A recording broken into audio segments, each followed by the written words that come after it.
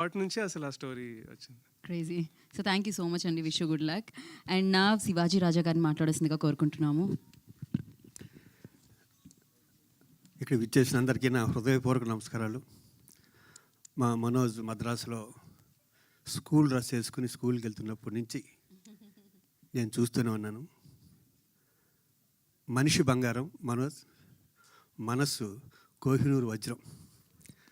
అతని చెయ్యి ఎంత మంచిదంటే మొన్న ఈ మధ్యనే రాజు వెడ్స్ రాంబాయ్ తన చేతుల మీదుగా రిలీజ్ చేశాడు.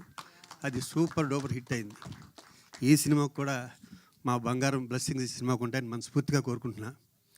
ఇంక ఈ సినిమాకు వస్తే అవినాష్ కర్మ కర్త క్రియ అన్నీ అతనే.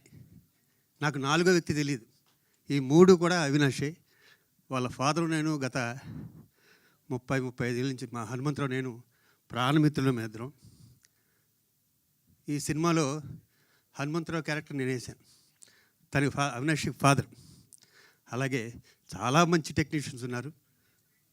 మా వినోద్ గారు, బుర్ర గారు, సాయి గారు, అలాగే చోడకి ప్రసాద్ గారు, మిగతా పెద్దలందరూ ఉన్నారు. ఇంకా చాలా ఈవెంట్స్లో ఈ సినిమా గురించి మాట్లాడాలి. ఆఖరిగా ఒక్క నిమిషం చెప్తా. అవినాష్ ఫాదర్ ఫోన్ చేసి శివాజీ కొంచెం మా వాణి జాగ్రత్తగా చూసుకోమన్నాడు. అలాగే అన్న. ఫస్ట్ షాటు ఏదో పిజ్జా సీన్ జరుగుతుంది మా ఇద్దరి మధ్యన. అంకుల్ మీరు కొంచెం ఇటుండి ఇటు ఇలా డైలాగ్ చెప్పరా అన్నాడు.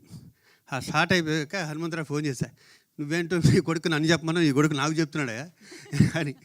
Throughout cinema is very talented artist. అతను పైకి రావాలని మనస్ఫూర్తి కోరుకున్నా. All the best entire team. Thank you. Love you all. Thank you Shivaji గారు, థ్యాంక్ యూ సో మచ్.